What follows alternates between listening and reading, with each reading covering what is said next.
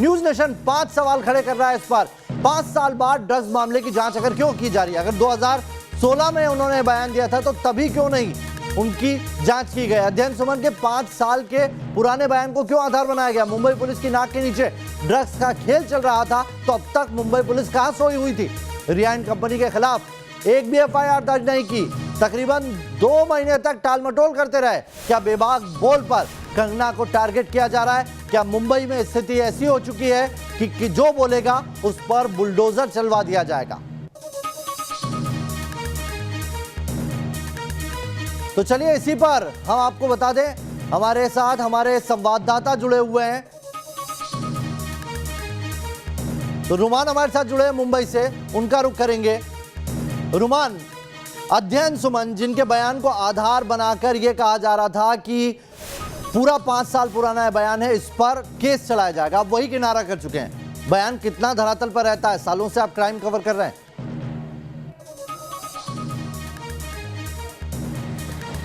जानकारी मिली है उसके मुताबिक कंगना के खिलाफ क्या कुछ मामला बन सकता है, इसके लिए शिवसेना आईटी सेल को जिम्मेदारी दी गई है। पुराने बयान, पुराने न्यूज़ स्टोरीज और पुरानी जानकारियां ट्विटर या फेसबुक पे कुछ भी शेयर किया था, उसके लिए आईटी सेल को जानकारी दी गई और इसी के चलते आईटी सेल ने इस कंगना के खिलाफ शिकायत भी दर्ज कराई, जिसमें उद्धव ठाकरे की इज्जत खराब करने का मामला इसमें बताया गया है। इसके अलावा सरकार ने तमाम जो एजेंसीज हैं उनको पूरी तरह से बोल दिया है कि कंगना के खिलाफ कुछ भी है उसे खोद कर निकालो। अध्ययन सुमन का 5 साल पुराना बयान, जिसके आधार पर अब मुंबई पुलिस को बोला गया है कि वो इसमें जांच करे। लेकिन सवाल यह है कि दोगला रवैया क्यों है, क्योंकि कंगना ने इस पूरे मामले की शुरुआत तभी हुई थी जब कंगना ने कहा था कि बॉलीवुड में काफी सारे लोग ड्रग्स लेते हैं। फिर कंगना के बयान के आधार पर जांच नहीं की। 5 साल पुराना अध्ययन सुमन के बयान के आधार पर जो उसने कहा था कंगना के बारे में इंटरव्यू में, उस पर आज आप जांच शुरू कर रहे हैं, मुंबई पुलिस को इसकी जिम्मेदारी दे रहे हैं। तो सीधे तौर पर जो बुलडोजर यहाँ चलाया गया था कंगना के दफ्तर में, उसी तरह की कार्रवाई अब ये चाहते हैं कि पुलिस और दूसरी एजेंसीज भी करें। अभी सिर्फ पुलिस का इस रोल सामने आया है। आईटी सेल शिवसेना की लगातार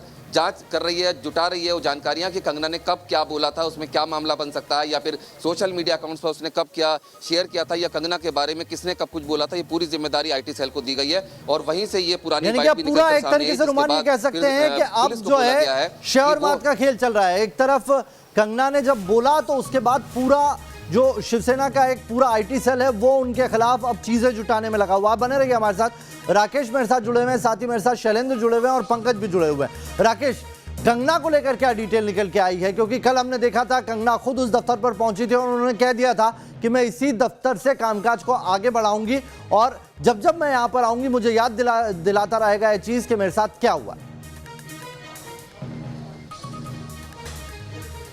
बिल्कुल नावेद, कंगना ने साफ तौर पर यह कह दिया था कि उनके पास पैसा नहीं है, चूंकि वो भी काम नहीं कर पा रही है देश के दूसरे लोगों की तरह, इसलिए दफ्तर को रिनोवेट तो नहीं करा सकती हैं। इसी टूटे दफ्तर से काम करेंगी और ये टूटा हुआ दफ्तर अब प्रतीक होगा कि महिलाओं पर किस तरीके से प्रहार किया जाता है, किस तरीके से उनकी अभिव्यक्ति की स्वतंत्रता पर प्रहार किया गया। इसीलिए ये टूटा हुआ दफ्तर उन्हें शक्ति देगा, यानी इस लड़ाई को आगे वो काफी लड़ना चाहती हैं। और जिस बात का आप जिक्र कर रहे थे, देखिए ये वही महाराष्ट्र सरकार है जो पहले सो रही थी, ये वही महाराष्ट्र सरकार की पुलिस है जो पहले 2 महीने तक ये नहीं तय कर पा रही थी कि सुसाइड केस की जांच हमें किस तरीके से लेकर चलनी है, कोई एफआईआर दर्ज नहीं करती है। ये वही अनिल देशमुख है, ये वही महाराष्ट्र सरकार है जो सुप्रीम कोर्ट पहुंच जाते हैं ये विरोध करने के लिए कि सीबीआई को जांच नहीं दी जानी चाहिए, बिहार पुलिस के यहां आने का विरोध करते हैं। इतना बड़ा ड्रग का सिंडिकेट खुलकर सामने आ जाता है, लेकिन मुंबई पुलिस को इसकी भनक तक नहीं लगती है। ये सवाल पूछे जा रहे थे नावेद, ये सवाल पूछे जा रहे थे कि अगर रिया चक्रवर्ती इतने लोगों का नाम लेती है, एनसीबी के पास इतनी डिटेल आती है, उस पर कई सारे लोगों की 6-7 लोगों की गिरफ्तारी हो जाती है, रिया चक्रवर्ती को अभी तक बेल नहीं मिल पाई है, अगर इतना बड़ा सिंडिकेट काम कर रहा था तो क्या मुंबई पुलिस को भनक नहीं लगी?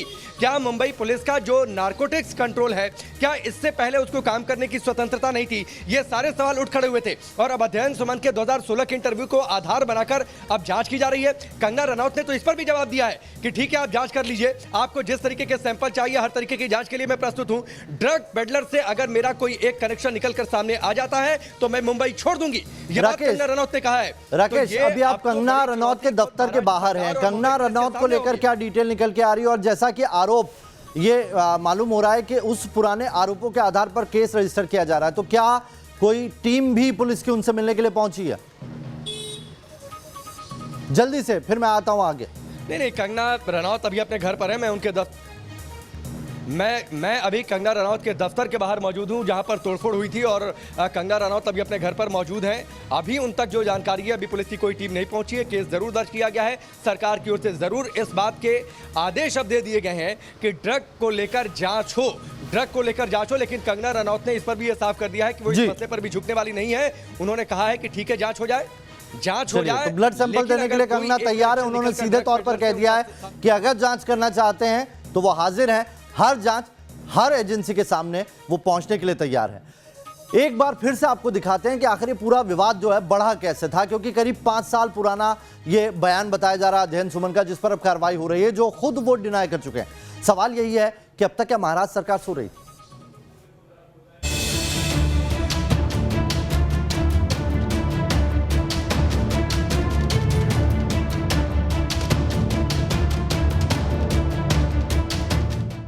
उद्धव ठाकरे, आज मेरा घर टूटा है, कल तेरा घमंड टूटेगा। कंगना के खिलाफ बदलापुर पार्ट 2। कंगना को ड्रग्स केस में घसीटने की कोशिश।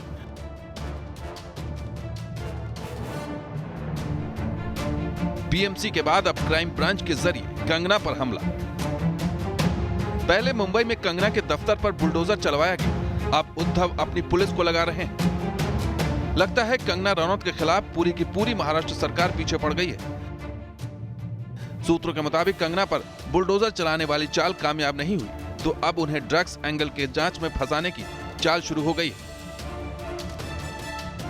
सूत्रों के मुताबिक मुंबई क्राइम ब्रांच कंगना के ड्रग्स एंगल की जांच करेगी। इस मामले में कंगना के को स्टार रहे अध्ययन सुमन से भी पूछताछ हो सकती है, जिन्होंने 5 साल पहले कंगना पर ड्रग्स लेने का आरोप लगाया था।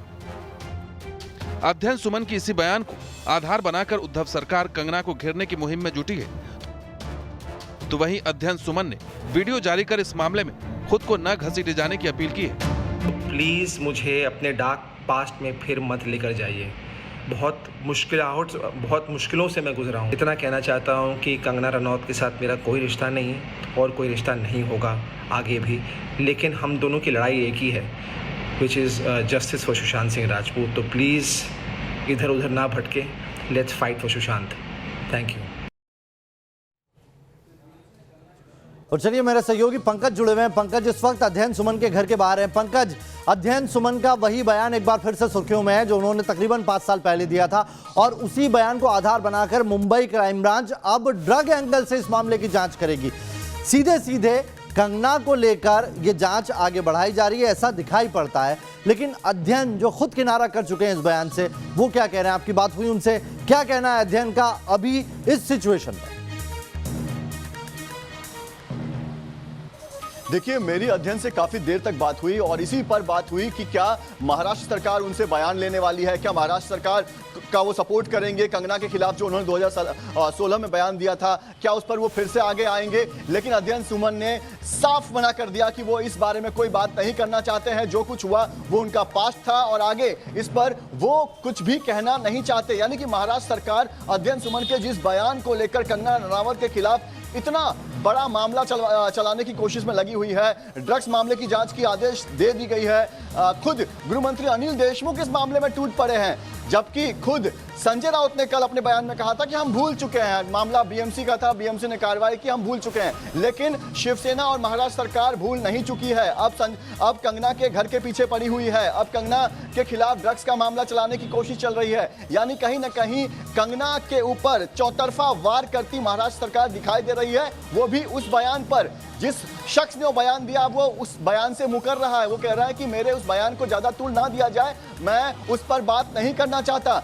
देखिए, गौर करने वाली बात यह है नवेद कि जब कंगना ने कहा था कि बॉलीवुड में बहुत सारे लोग ड्रग्स लेते हैं, उस बयान को नजरअंदाज कर दिया गया। लेकिन 2016 के बयान पर महाराष्ट्र सरकार कंगना रनावत के खिलाफ जांच करने की बात कह रही है। तो कहीं ना कहीं महाराष्ट्र सरकार का यह दोगला चरित्र दिखाई देता है और ये बदले की राजनीति के अलावा दूसरा कुछ नहीं है। महाराष्ट्र की जनता भी अब ये समझने लगी है। हम मुंबई में रिपोर्टिंग करते हैं, अब जहां जहां हम जाते हैं लोग सीधे सीधे कहते हैं कि महाराष्ट्र सरकार और खासतौर पर शिवसेना जो कर रही है वो सिर्फ और सिर्फ बदला लिया जा रहा है। इनफैक्ट पुलिस के लोग भी ये समझते हैं और महाराष्ट्र सरकार में जो शासन के लोग हैं वो भी अब दबी जुबान में कहते हैं कि जो कुछ भी हुआ है वो बदले की राजनीति के तहत किया गया है। जी तो जो हम बात कर रहे हैं कंगना पर, किस तरीके से एक बार फिर से महाराष्ट्र सरकार अब मुंबई क्राइम ब्रांच के जरिए ड्रग्स एंगल से जांच को आगे बढ़ा रही है और बाकायदा इसके लिए लेटर भी आ गया है मुंबई पुलिस के पास। शैलेंद्र मेरे सहयोगी मेरे साथ जुड़े हैं। शैलेंद्र, अध्ययन सुमन ने इनकार कर दिया है कि पुरानी बातों को नहीं घसीटना चाहते, लेकिन अगर मुंबई पुलिस बुलाएगी तो उन्हें जांच में क्या शामिल नहीं होना पड़ेगा? अध्ययन सुमन ने यह मना कर दिया है कि पुरानी चीज़ों में उन्हें नहीं पढ़ना है, लेकिन जिस तरह से मामला आगे बढ़ रहा है, अगर मुंबई पुलिस के लोग अध्ययन सुमन को बुलाएंगे, उन्हें अगर सम्मन करेंगे, तो इस मामले में उन्हें जाकर अपना बयान दर्ज करवाना होगा, क्योंकि मुंबई पुलिस का अपना ड्रग कंट्रोल का एक अपना अलग यूनिट है और उस यूनिट के जरिए हो सकता है कि अध्ययन सुमन को बुलाया जाए। और जाहिर तौर पर यदि अध्ययन सुमन को बुलाया जाएगा तो उनको अपना स्टेटमेंट दर्ज करवाने जाना ही पड़ेगा। उनके पास ये कहने के लिए कोई उत्तर नहीं होगा कि हम उसमें नहीं पढ़ना चाहते। लेकिन एक चीज़ समझ लीजिए, जिस तरह से कंगना रनावत मुखर होकर बात कर रही है, जब उन्होंने ये कहा था, जब सुशांत सिंह राजपूत मामले में ड्रग एंगल सामने आया था, उस दौरान कंगना रनावत ने कहा था कि बॉलीवुड में 99% लोग जो हैं वो ड्रग लेते थे और उसके बाद से ही महाराष्ट्र सरकार की तिलमिली, जो महाराष्ट्र सरकार है वो तिलमिला गई और उसके बाद से चाहे शिवसेना हो या फिर महाराष्ट्र सरकार की दूसरी जो पार्टियां हैं वो लगातार कंगना रनावत पर हमलावर हो रही है और उनके हर बयान पर कोई ना कोई प्रतिक्रिया दे रही है। जिस तरह का बयान कंगना रनावत दे रही है, कहीं ना कहीं अब उनके लिए जो मुश्किल है वो लगातार बढ़ाने का काम किया जा रहा है और कहीं ना कहीं ये साफ देखा जा सकता है कि बोलने की कम से कम जो आजादी हुआ करती थी, अब उस पर भी कहीं ना कहीं नकेल कसने की कोशिश महाराष्ट्र सरकार कर रही है। कुल मिलाकर यह कहा जा सकता है कि ये बात निकली है तो बहुत दूर तक जाएगी। अभी यहां पर यह विवाद थमता नहीं दिख रहा है। कंगना भी आर पार की लड़ाई के मूड में आ गई है।